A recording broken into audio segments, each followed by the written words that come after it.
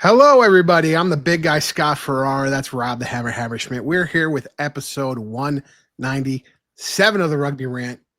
One more week closer to the MLR regular season, international sevens, everything that's going on in rugby in North America.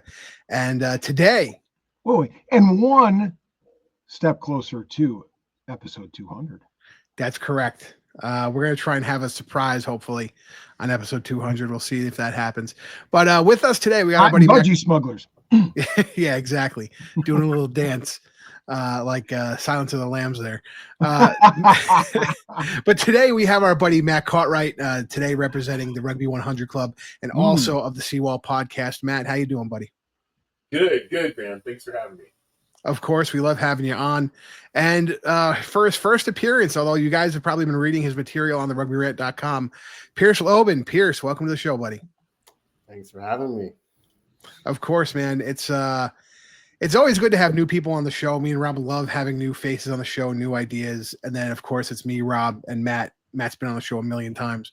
He's rivaling Mikey P and David Fee and a whole bunch of other guests. But it's great to have new blood. It's one of those things where we really do enjoy having a full set here, right, Rob?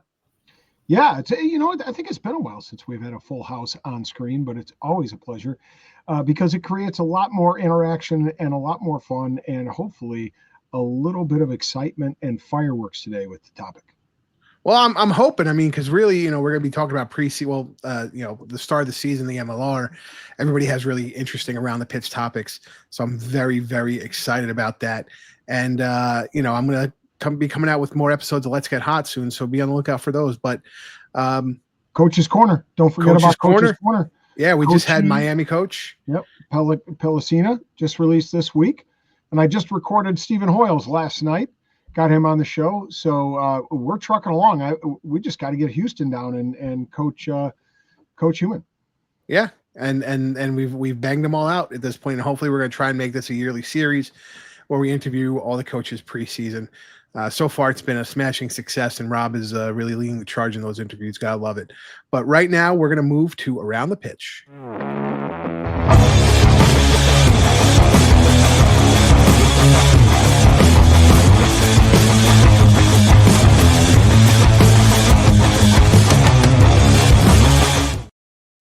Hammer. Hey, what's going on? Yeah, it is Roberto two teams, as I've been described by many. And so I'm going to talk essentially about two teams in one. Only one person has ever called you that. I know, but I kind of like it. I've kind of embraced it. That's the best way to approach, knuckleheads like Bozo. So at any rate, number one, it's kind of interesting. Preseason is on, in full swing. Teams are in camp, and they've already started to set up games. And I know this is an interesting one. The Hounds on the 24th, it's a Friday, are actually welcoming in Lindenwood University. I don't know if it'll be a full-on preseason. It's probably a little bit more of a controlled scrimmage, but it should be pretty interesting just to see the boys get a run out. But the big announcement down there in the Big Easy is Gulf Coast Sports Entertainment Network is proud to announce, in conjunction with Enola Gold, that they will take on the broadcasting rights for the area. The great news about this is it's free. Not that the Rugby Network isn't free, but it's allowing folks who don't know about the Rugby Network an opportunity. And there you see the map. That's the viewing area. We're talking about, it covers a little bit of 6 states, but there's Louisiana, of course, Mississippi and Alabama are the big ones, but then parts of Texas and Florida and Arkansas are included in that. Right. And you're talking about 4 million homes. Alex Marmont, CEO of the Enola Gold, just made the announcement this week. It's pretty cool. 14 TV markets, so select Cox markets down there, Fubo and Mediacom are all going to have access. So it's great news for that Gulf region that they're going to be able to see the Enola Gold 16 games during the 2025 season. That's awesome. You got to love it. Spreading it locally via television is everything, we've always talked about. Matt, what's your Around the Pitch? Hey, my Around the Pitch is Rugby 100 Club did an event this weekend with the Seawolves and coaching staff, players, and office staff. And it's kind of like us fans hosted them so they could just relax, not have to put on a show, and, brought the social to rugby kind of effort, and gave away some jerseys, and we had the boys sign that canvas, and then they signed that jersey on the fly. Actually, it wasn't originally signed, and all the boys were just happy to do it. And that young man was glowing. He was having so much fun. And then the fun fact, the canvas we did a raffle, right? So we gave this to a guy that used to be the president. His name's Eric Larson, the president of Rick's group down there in Dallas. Oh, right? Yeah, Eric. Yeah, no, we love Eric. Rick Larson, yeah. So he moved to Denver, and then his wife got promoted and had to come back to Seattle. So he is now a Seawolf fan. I don't know if it's a good thing or a bad thing, because both the teams he liked have both been eliminated. So I don't know if it's good or bad, but we're going with the good. We're thinking positive over here. Listen, he's a free agent. He's up. He's up for grabs. Right. So no, we had a great time. It was a great platform to launch Rugby 100 Club. We're eventually going to do some podcasts. Not as great as you guys. I really got some game, but respect. But we're also doing travel, and we'll be launching that within the next week. We're going to do a couple. We're going to do Chicago down to New Orleans. We're going to do Seattle to New Orleans. We're going to do New Orleans to Houston. And we're going to do Seattle to DC. So I'm working with Duma and some other characters around the league to make that happen. Of course, Dan Falcon and Sheila Falcon are helping out. It's exciting, man. It's like this year is going to be better than any other year that's happened yet. So I'm pretty excited about it, man. That's awesome. We can't wait for it. Pierce, your first round of ATP. Oh, boy. Well, I'm going to talk about something that readers of my blog will be familiar with. If you have not read it, shame on you. As Pettins, you should go read all of them twice, so I want the views. I'm going to bring it back to some local rugby, which is just a little hour south of me, Reading RFC. They're doing great work there. They're starting from the youth up. Right now, they are having their inaugural youth flag tournament going on, ages 6 through 13, boys and girls. Everyone's able to go. I'm pretty sure you can still join if you're in the area. High school boys is currently going. They're going to have a home game pretty soon here. And it is preseason for high school girls. Their season starts in March. And they're trying to get their men's side going. They're planning on hosting a sevens tournament once they get approval and recognition from NorCal Rugby and USA Rugby. So once that's good to go, I'll give you more details on that. And if you're in the area and you want to throw the ball around, every Saturday night, they have touch rugby. Everyone's invited, men, women, boys, girls, whoever. Come, throw the ball around, touch some ruggers. Great time. Nice. Awesome. Yeah. And just keep us updated so we can update the fans here. Will do. All right. So my around the pitch, it's funny because I was going to do a topic. I might quickly do two. Rugby names Patrick Stack as their first team president in franchise history. He was named team president today, Tuesday the 14th. 15 years of diverse professional experience in sports agencies, sports teams, academia, and the nonprofit sector.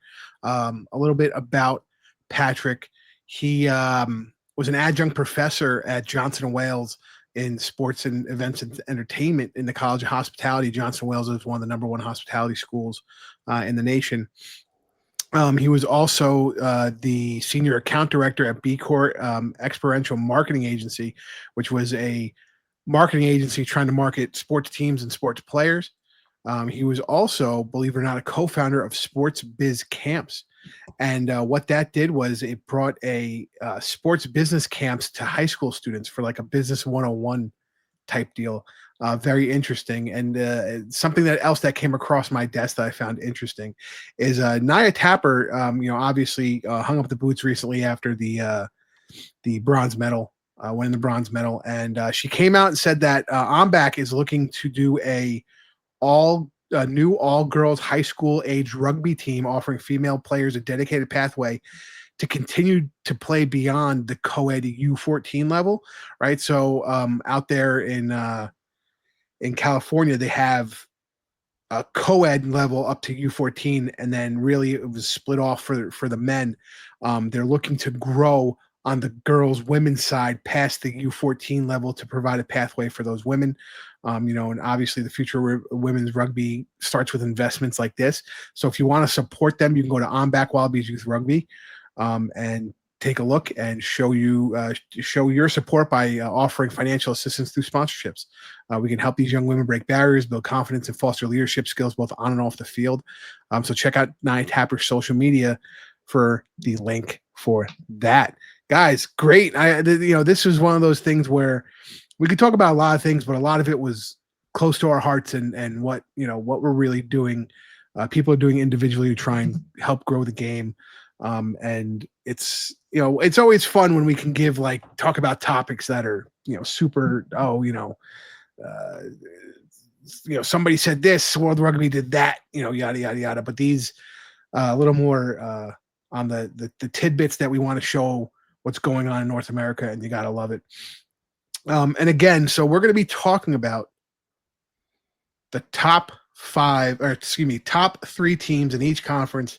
We're doing West Conference. We're doing East Coast Conference. That'll be the topic for today. We do this periodically. This is our way too early season rankings. Gotta love it. At some point after week 4, we'll do our way too early playoff predictions. Always gotta love that one too. That one's always a good one. It's fun because we're never right. No. So often it works out. But before once in a while, a squirrel finds a nut. Yeah, every so often. Fox right twice a day. Yeah, before we can't find 2, but I'll figure it out. Before we get into the topic and the inevitable fight that'll ensue, let's hear a word from our sponsors.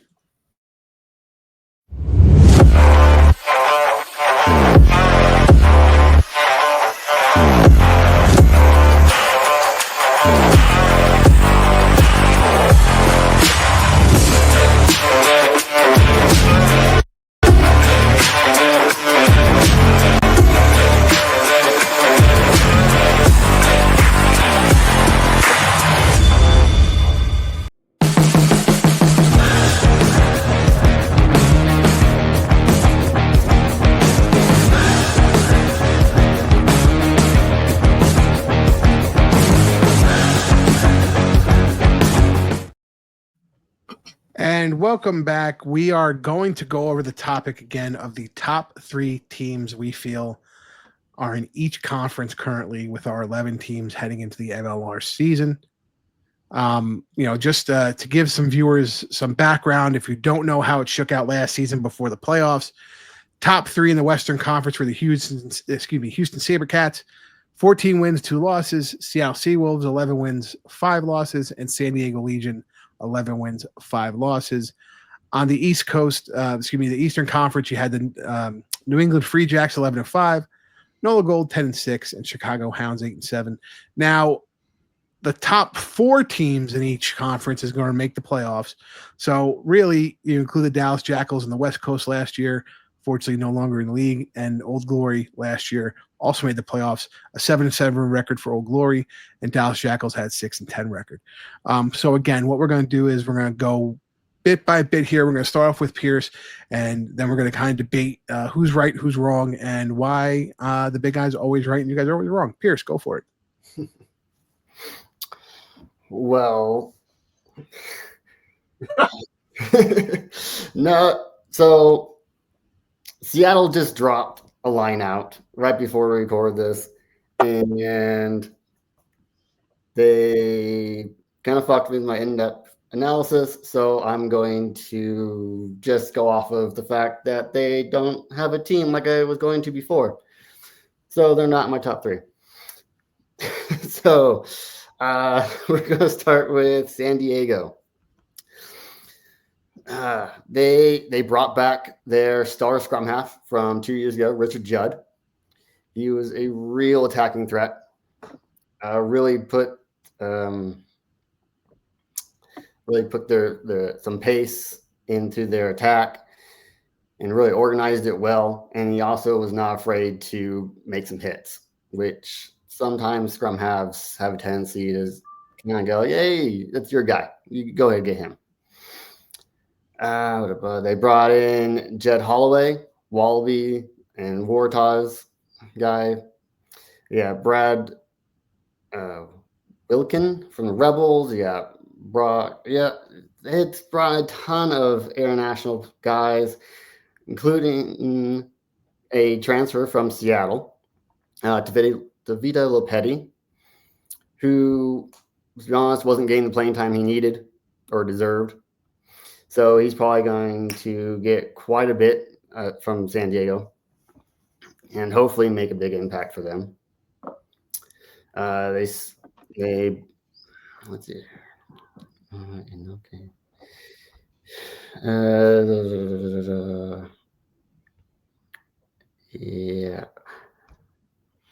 Yeah, but they did lose a bunch of guys.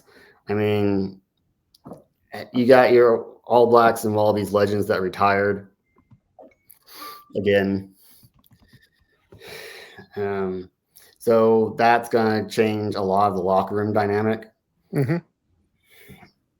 Yeah, and that, that could be for the better, because I mean, how many years was Manu there, and they weren't able to get it done with him? I mean, somebody who calls Robbie 2 teams also calls the San Diego Legion always the bridesmaid, never the bride. So you might have a point at that point, with San Diego right now, Pierce. Yeah, and it's, as a proud NorCal person, I love to always talk smack about Southern California teams, and so seeing them lose is not really is quite enjoyable for me. Gotcha. But going on to their neighbors, about 3 hours north of them, LA is looking really strong. I mean, they stole Reese McDonald from New England Free Jacks. I don't know how they managed that. But unfortunately, with his injury, he's probably not going to be available until, I think I saw May. Yeah, that's about right. Yeah. But, I mean, that's all right. They got enough weapons in the back 3 with Christian Dyer, which they took from Houston, Vogan Isaacs from the Dallas Dispersal Draft, and they're bringing back their Canadian Andrew Coe. Yes, thank you. I mean, and just to go over like some of the stats for like Vogan Isaacs, for example. I mean, he only played in 8 matches. I believe he got injured, but in those 8 matches, he scored 3 tries, 4 try assists, 42 tackles, and ran the ball for 671 meters gained. That's not too shabby. And also, some of those were at fly half. Some of those matches were played at fly half, not just fullback. And to prove my point, he also kicked 4 conversions and 3 penalties. Like, that's not a bad get.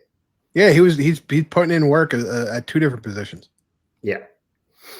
And of course, they're bringing back Semi Kunatandri, who was a monster for them. Just in 15 matches, he ran the ball for 1,124 meters gained, scored 8 tries, 3 try assists, 162 tackles, 11 steals. Unfortunately, he also got 4 yellow cards. I thought he got more than that. It seemed like he was collecting. It seemed like he was collecting cards like he was a Pokemon trainer, you know. So, but 4 is not terrible out of 15 games. Oh, and he started 11. I thought he started less than that. They brought in also Lucas Barr from the Dallas Dispersal Draft. Kind of he's more of like a depth lock for them. He didn't get a ton of playing time for Dallas, I believe. But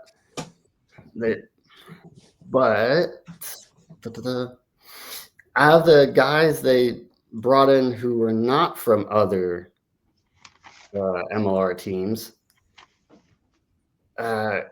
pretty impressive list of people. The big one is the Australian legend who has just come back to Super Rugby and International Rugby for Samoa. Christian Lilafano. Thank you. Or Wallaby. Yes, yeah. That's the size of it. Yeah. Well, yeah, Wallaby. And I also plays for Samoa now after he came back from recovering from leukemia, which is a hell of a story in itself. He was playing for Moana Pacifica, and he's gonna be there. If he's not their number 110, I don't know who is. He's gonna be a hell of a difference maker for him. Then you got Ed Thompson, young English back rower from Bristol, and he also played in the Shoot Shield down in Australia, which is probably how he got connected to this team. Yep. Ben Houston, another back rower who was also from the Shoot Shield. Imagine that. Someone I'm very interested in is Mika Wynyard. Mm-hmm. Reason I'm interested in him is, well, one, he's from La Rochelle Academy. Well, he's coming from there, but he's actually a California native from San Jose. And I grew up just south of there in Morgan Hill, so that's really cool to see someone awesome. from the South Bay making it up.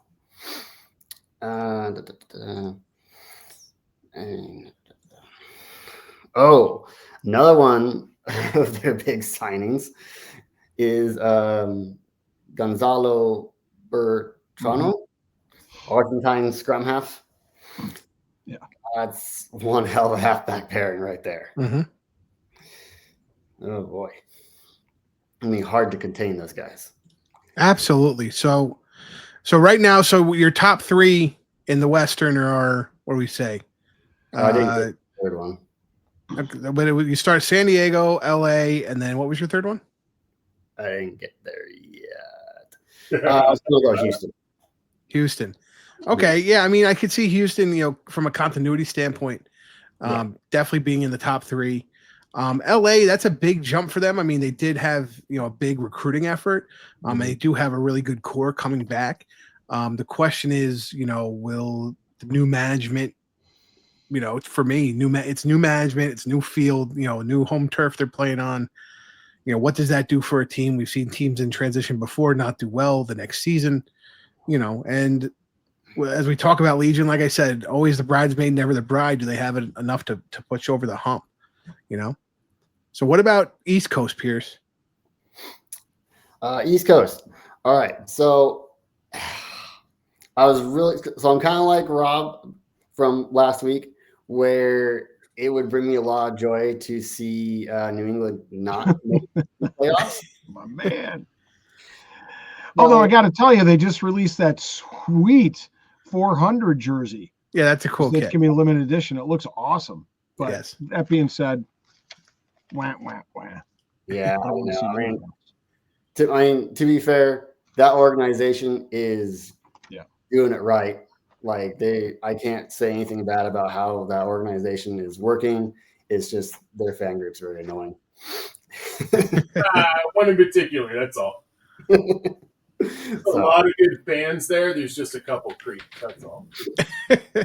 Yeah. But I mean, even though I say they're annoying, I still watch their show all the time. So what does that say about me? Oh, sucker.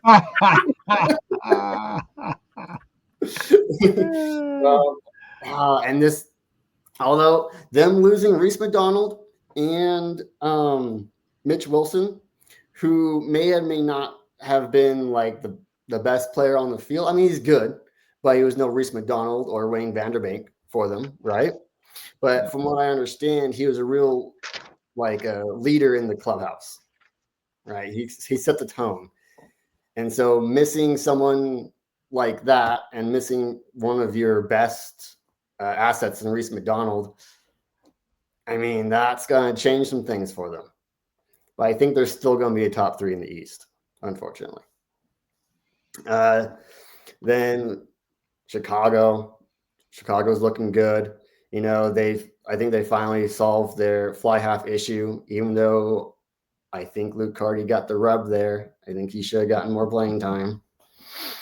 But yeah, like I said, they solved their fly half issue with Tim Swill from the Premiership. You know, I'm going to have order on my notes. Oh, fuck it.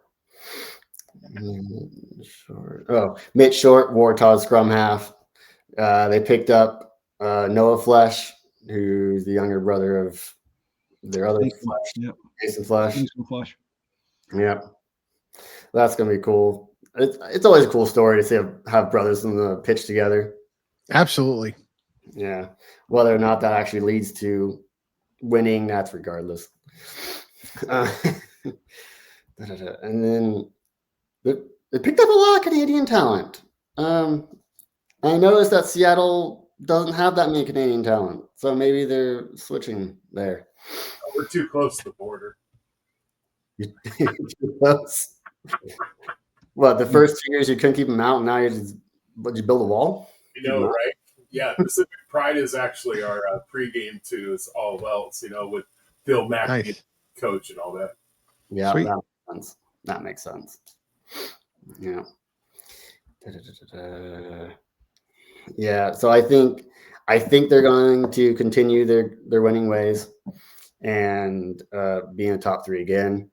And then, of course, how could you not put NOLA in the top 3? I mean, they are just picking up. I mean, very simply, you just don't put them there, but I'll talk about that later. Scott can't help himself. Yeah, but I mean, look, they picked up Paul Mullen after Utah blew up their team. They got Joe Talfete. They got Ruben DeHaas. They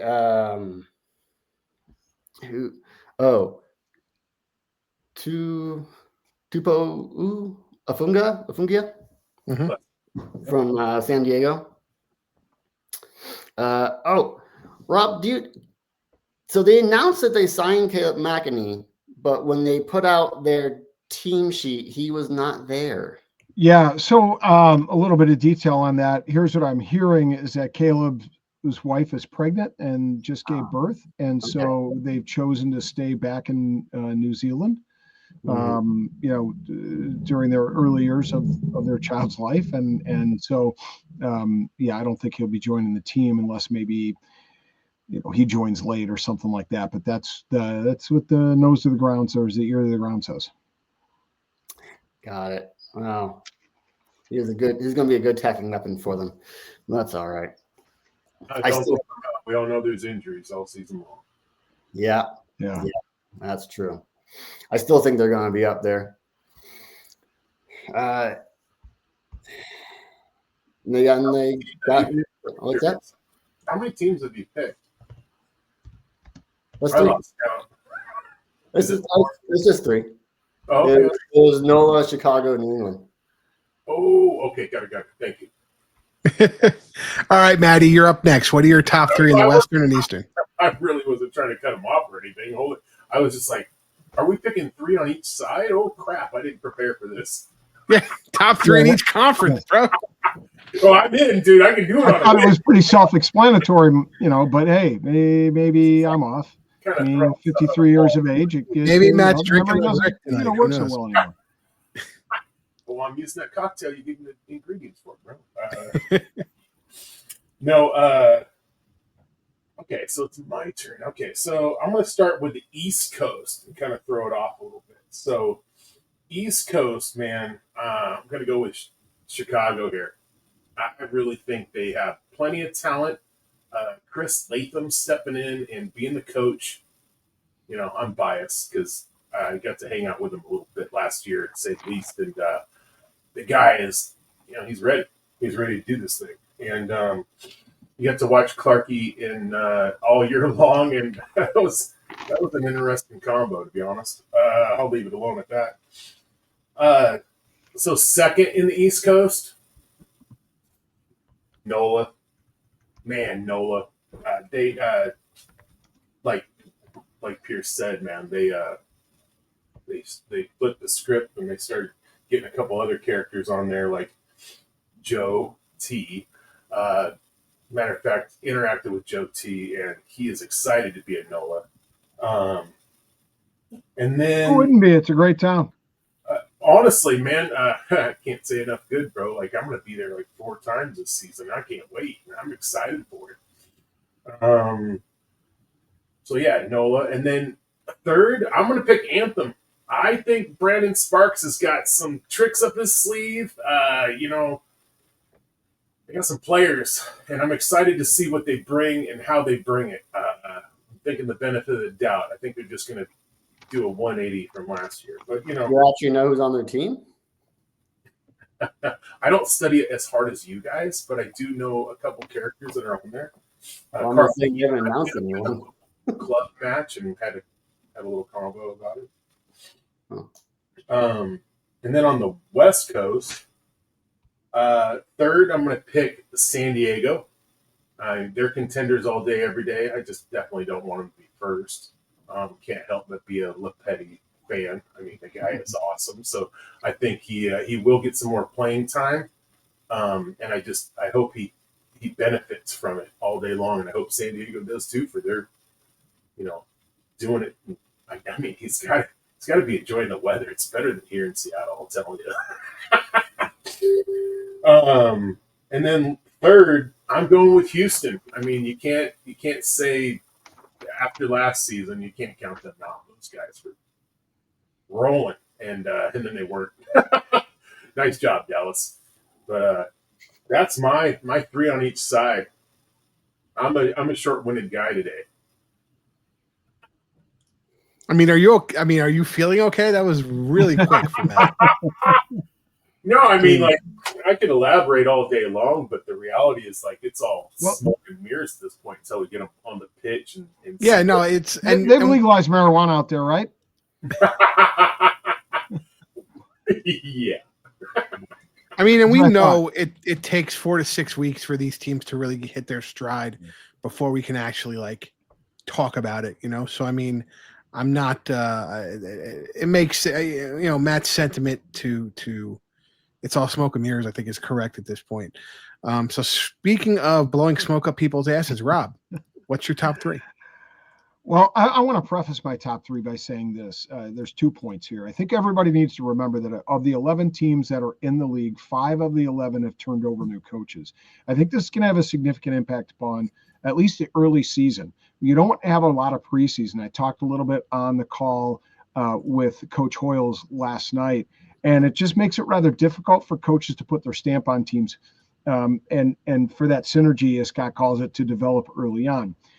That being said, not all those coaches are not experienced or well-heeled in the league. So it's kind of a wrinkle that I'm interested to see develop. I think the other thing we need to keep in mind is scheduling. We know that right there in week 11, 12, 13, 14, some of these teams have some rather challenging schedules, and quite a few of them are in the West, which is where I'll start here in a moment.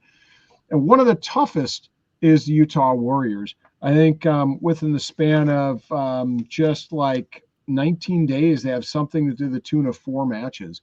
and it really compresses things. And I think that's something that we can't undersell. It's going to ask them to reach into the depth.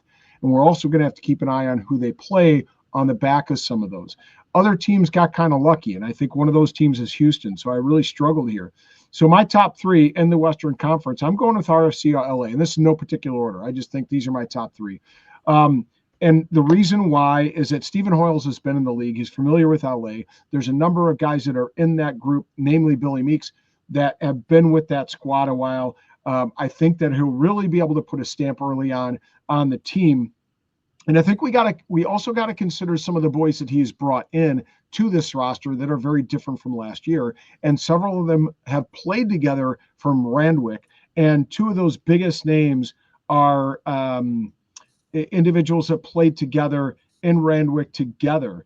And sorry, I'm just got to find my notes here. That would be, you've got, Christian Lealfano, just an amazing talent. But you got Chu, you got Jensen, you got Meeks, Mappa, McDonald, which will come in later. But several of those, Jensen and Chan, have played together. They actually won a shield together with Randwick. You add in the speed, just a 6'3", 6'4" guy like Mappa playing on the wing, and I think it's going to be devastating. I expect this back line to really perform and score some tries this year and chew up some meters. And it takes some of the pressure off a guy like Billy Meeks. And I think they've added some bulk to that scrum. So I'd expect this team to be very well balanced, be very exciting, and just really score some tries. And it's a team that I definitely mark on my calendar to watch quite frequently throughout the season. Then I'm going to go another team in the West. This was tough, but I've got to go with San Diego Legion. I think they don't have as tough a schedule with those compressed weeks as some of the others. So I think they're going to fare a little bit easier. And they have a good core of individuals, but here's what I like. I think their 9-10 tandem looks really good. They have Richard Judd, Lincoln McClutchy at 9. They have Connor Tupai and then Rutherford at 10. So they have some really good, solid depth, a nice 1-2 punch at that 9-10 position that's too deep. You couple that with some very experienced individuals, that I think have been around that team that are going to be strong. And I don't think John Menenti will have a problem getting these guys rolling at the front end of the season. And then here's where I ran into some difficulty because, quite honestly, guys, I struggled. The Houston SaberCats, while only losing 2 games last year, they choked. And I really don't know how much that change in the directorship, with the director going back to South Africa. You still have Pote Human there, but how much will that change the dynamic? There's been a lot of changeover at the top, and I'm wondering how much of an impact that'll have upon the boys. And quite frankly, I haven't seen those hallmark signings from this team that I have with some of the other teams in the league. And so, sorry, Houston, for me, you're out. And I never, I got to tell you, any Clark-led team, I never count them out. I just think, Clark always has his boys prepared. And what I think makes a difference in Seattle, they've had a strong core there for quite some time. Guys like J.P. Smith and Reichert Hadding, and they, of course, have Danny Creel. And, you go to Duncan Matthews is still there, if I'm not mistaken. They have a really nice group, of forwards in the pack, like Rhino Herbst. And then, of course, in the back line, you have Foodie and you have Jade Stingling. You have Devon Rousseau in the forward pack. So, they're going to have a tough road to hoe from April 18th. They have a game then. They have a game on the 23rd, then the 27th, and then the 2nd. And that is a tough schedule over the course of, say, 14, 15 days. So that might be their stumbling block, guys. So that's what I got in the West. 14 games or 4 games and what is it? 4 games? Four games in 14 days. Yeah, it's one of the tougher schedules. That and Utah. And Utah's had such a lot of changeover, and that coupled with probably the toughest schedule, in my opinion, in the league, I think it's going to be very difficult on them to really get that engine revving throughout the season. And you're going, here comes the new boss, same as the old boss for Houston, huh? Yeah, I just I don't know. When I look across their roster, I just don't. It doesn't excite me. At least some of the new signings, I should say, that some of the other teams do. As I look across what they try to do to bring in new talent, and we know this league gets better and better every year. Why does it get better and better every year? Because they bring in the boys from that have Super League experience, that have Mitre 10 experience, that are coming off of Shoot Shield experience, that are coming trickling in from South Africa, and I don't see that as much in this group as I do with some of the other teams across the league. So since it's a given that Robbie 2 times is going to put Chicago and NOLA in his top 3, so what's your other let's round out your top 3 with your last pick, because we know you're going to pick NOLA and Chicago. Yeah, well, I think we saw what NOLA did with their roster. They really improved it, and yes, there were some losses. OJ Noah going to Seattle, as well as Rodney Iona going to Seattle, but I think they really recovered well. Of course, they have a nice set of 9s, a combination there with Luke Campbell, and of course with Scott's favorite USA number 9, he's still with the Cheetahs, Ruben DeHaas, and I think they got a nice set of 10s. Look, I think we're going to see Noel up there. Okay, the question, and Danny Lee's an amazing coach. Question is, can he put a stamp on that team? Here's what I would say: he's been in NOLA since he left San Diego. Like, he didn't go back to New Zealand, so he's been there. He's been investing his time. He's been investing commitment. I think there's a lot to be said for that. He's interacting with the youth and club a lot too. He's really getting in the community. Yeah. So, and then I would go Chicago Hounds. I really like what they're doing with the roster. I think they've stepped up where they needed to at the 10 position. You got a strong core. I think you're going to see some of the young guys step up, but they've got Ali Devato. They've got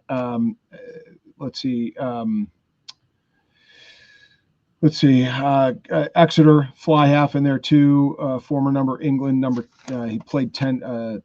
Played 10 for England as well. Had 2 caps. And I can't read my own writing, so sorry about that. Typical folks. Teacher. Yeah, I know. Ben Pollock coming in from Australia with the Shoot Shield experience. The Pifoletti with experience in the league. Tim Swile. So they'll losing Billy hurt, but I think they've got some young guys waiting in the wings. Now, what's my third? And again, no particular order. I think you can't discount the New England Free Jacks. The fact remains that Ryan Martin was with the team in prior years. So it's not like he isn't familiar with New England. It's not like he isn't familiar with their core players. Conradi, Fricker, Jacobson, Vanderbank, Patros, Melvin, Poland will be back. I mean, just in that group of players, you have guys that have won league MVPs, finals MVP, back of the year, forward of the year. And with that being said, forward of the year, one of the big guys coming in is Gomez Vera coming in. I mean, he was a stormer, and he's going to be coming into what was already an incredible back row. So I just think they've added a lot of pieces, done a really nice job, and they're going to be tough as usual. Hey, I apologize. I didn't pick my my first team on the West Coast, which probably is absolutely obvious what I'm going to pick. Which is Seattle. I wonder. Jeez, I wonder. Yeah, I mean, Clarky knows his shit. Let's be honest. And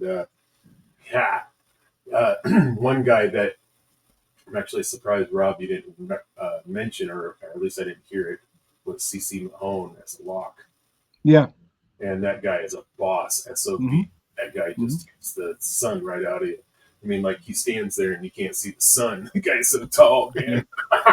Yeah. And they got some talent they brought in. Oh my gosh, man. Well, again, it speaks to the fact that it's why I think they're going to be a tough team in the West is just because, I mentioned their roster and some of their veterans who've been with them a long time. I mean, Clarky really doesn't have to put a stamp on that team at all. It's already there. And his players, that core knows what he expects, and they know, how to perform, and he knows how to get the best out of him. So, that being said, I think those new guys quickly pick up on that, and they're able to adjust and acclimate to that team quite well. Yeah, it's pretty cool. Rickard's the only OG still on the team playing. Pretty cool. And the captain, of course. JP Smith wasn't there the first year? No, so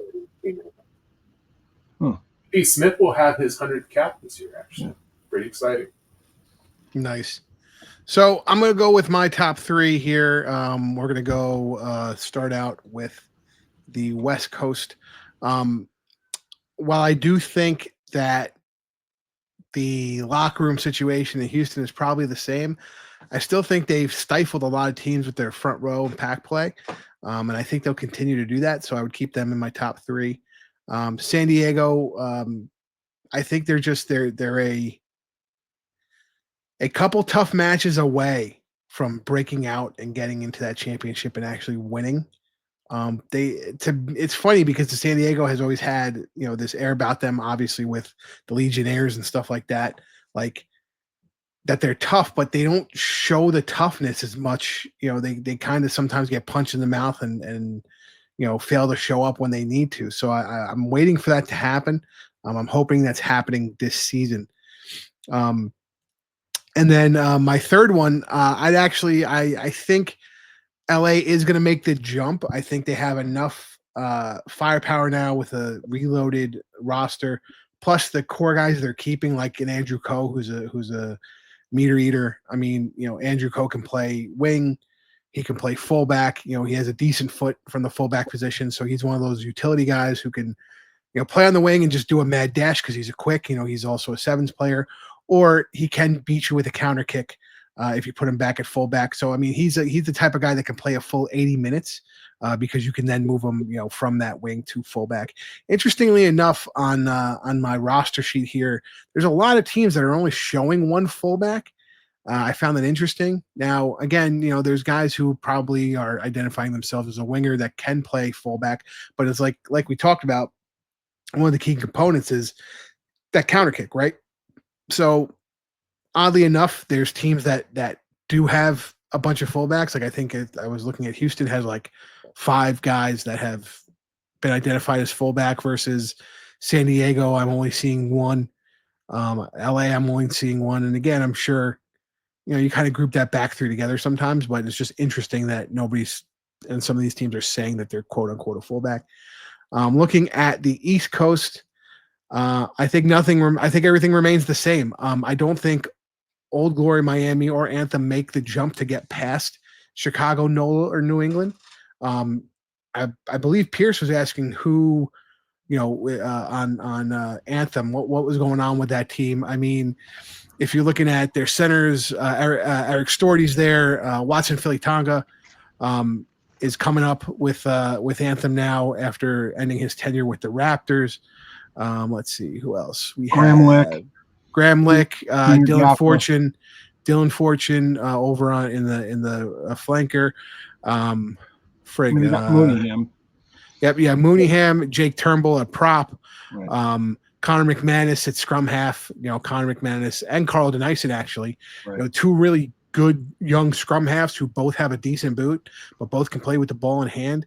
Both have been playing in the MLR now for 4 or 5 years. I mean, from a MLR Caps perspective, McManus and Denison have a lot of starts at scrum half in this league. And to have both those guys where they could be interchangeable, that's a big deal. Sam Gala there. Taron Al-Jabori, Mitch Wilson, Bryce Bryce is on Chicago. So I mean, Anthem has a team that can win some games. Right. But again, I just don't think any of those teams get over the hump of how good Chicago, NOLA, and New England are going to be. And you guys could talk about Ruben DeHaas, and I think NOLA's going to kick their away possession and not make the playoffs, to be quite honest. It depends how they roll out. If they can, if they can set the expectation. Scrum half. So I think that is going to provide a really good beacon for the scrum halves on that club, including Ruben DeHaas. So no, absolutely. I think you just have to make sure that you're setting DeHaas up with a game plan that not only suits his need, but suits what the team needs to do. I mean, we talk about it all the time where, sometimes these teams are kicking away possession based upon who they have, what personnel they have in, but they don't need to. You know what I mean? So we just have to make sure, I think, that they square that away, and I think Nolan will be successful this year. So, I mean, we pretty much came to a consensus about every team, guys. I mean, I don't think it's that, hard of a conversation to have to see why these teams would be in the top. Again, I think honorable mention, Seattle will be up there. I mean, I don't think they're not going to be up there. I think West Coast is going to be just as tight as the Eastern Conference was last year. So what was that, Matt? You want to put a bet on? Like what? I don't know. You travel to the championship if they go? Yeah, that's not happening. I'm always trying to I can't travel. The loser has to appear on the show in a budgie smuggler. Yeah, that's great. We'll be kicked off of YouTube and Facebook. with Seawolves on it. Yeah, let's go. That sounds like a Rob. No, make him wear a New England jersey. That's already been done. I've already done that with Jack's Rangers. That was our standard. Much more, but I don't want to give anybody credit for shit that I'm thinking of. That was the jersey swap was the standard with when I was doing the New York show in Jack's Rangers. Man. It was whoever had won the latest match when we would go on each other's show, we'd have to wear it. So. Oh yeah, but Lobban and Bunny did it after the championship, and Lobban was pissed. He's like, "I want my jersey back." No, I wouldn't put it up for a vote right now. Like I said, I think it's going to be tight. I think it's going to come down to bonus points. It's going to come down to attrition. It's going to come down to the same things that always happen at the end of the season. And who's going to get hot in the first 4 games and kind of break that stigma that the first 4 to 6 games are kind of back and forth and up and down. We really haven't seen a team come out hot since the Giltinis that one year that were until they got to New York and New York beat them. Houston came out hot. I mean, they won. What were they? They were overall. They were 14-2. Yeah, but it's always those first 4 weeks where it's up and down for every team. There's no through line of, okay, they were touch and go in some of those matches. You know what I mean? They didn't look as strong. They started to grow after week 4 to look that strong. I got a question for you. So the reason that the Giltinis came out so hot was because they had a legit preseason, right? They all went to Hawaii and had the great preseason when everyone else was pretty much using the first 4 weeks as preseason.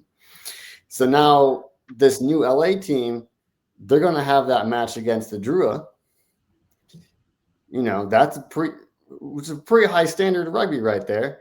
Do you think that's going to set them up to come out better? No, I don't think the one match is going to be the difference. Yeah, but it's certainly not going to hurt. I think the difference is that roster. As I look across that roster and some of the pairings and combination, particularly at center, when you have the quality fly half that they have in Christian Leilefano, and some of the other pieces they added in the scrum, to what was, a pretty solid core with Jason Dam and Courtright at 8. I just think the quality of that roster will stand out, and we'll see the difference from week 1 moving forward. I'm excited to see Christian Dyer and Reese, and I know that this may be a name that not everybody wants to talk about, but their tax coach, Coach Harris. Yeah. Well, I think he's doing what he does best in that position. I think he's a hell of a coach. I think he's a hell of a man. But I think he's really – he loves to focus on attack. He loves to focus on, on the back line defense. Here's the interesting thing in talking with Coach Hoyles, he's actually taking a different approach to delegating the responsibilities. Like in my interview with him, and I may have it a little bit off just in terms of one, he has Dave Dennis is there too. And so they've all, they're all really familiar with one another, and each coach is responsible for a phase of the attack. So it's not just an attack coach, a defense coach, right? An overall coach who's responsible. I forgot who he said. It might be Dave is responsible for that, first phase in the attack, and then phases 2 through 3 are Harris, and then he's responsible for phases after that. I think that's how we describe it. You'll have to check out Coach's Corner when Stephen Hoyles is on to get all the deets. But it was an interesting approach to how they're going to structure their attack, and who is going to be orchestrating that from the coach's side of things. And one of the things that's interesting is more or less he's going to allow those guys to play what's in front of them. It's not going to be like a super structured playbook. And I think that those group of cats have the experience to be able to do that, and that's why I believe they're going to score a lot of points this year. So before I kind of give everybody final thoughts, that was my final thought. Okay, got it. Yeah. Before we give everybody real quick to their final thoughts, I just wanted to let you guys know that Macron is actually sending their kits to the team now. A bunch of team stores, the DC store is up, the Old Glory store is up. So go check out your team, see where their merch stores are coming through with kits, and get those pre-sales in. So we're gonna go around the horn real quick. Can I just say, Scott, before we leave that, I have a firsthand. All teams are handling that Macron kit differently. So in other words, you may see Old Glory has a lot of stuff available. I would suggest if you want something like that, order it. But not all teams are going to have that kind of style of store. It's going to be different from team to team. So some of the teams you will not be able, unless you are a player or involved with the team, you may not be able to get Macron kit other than a jersey. So just be aware of that. Yep. So real quick, we're going to put everybody back up here. Pierce, what's your final thoughts? Sorry, you have to coach me. It's okay. You put you on the spot. No, I mean, so the final thoughts can be anything, right? Yeah, anything you want. Okay. So I'm going to plug Fantasy Major League Rugby because I want more people to play against, and I think it really will help grow Major League Rugby. You can go to their website, thefantasyruckers.com. You can sign up. There's free leagues, there's paid leagues, and tell all your friends. I think I got my wife to do it. She doesn't watch rugby at all. She just is super competitive and loves to beat me, which is terrible because she does. You told her you're going to withhold sex, didn't you? I wish that was the case. All right, Matt. Final thoughts, Matty. Get out there and support grassroots. I highly support that because, where's tomorrow's athletes coming from? As well as I want to plug that there is a high school girls tournament going on in Honolulu area in a couple months, and it's a tens tournament, and Japan and New Zealand and a couple American teams supposedly are going to be there. Pretty excited about it. My wife and I are going to go over and check it out. Excited to support grassroots. Awesome. Rob, final thoughts.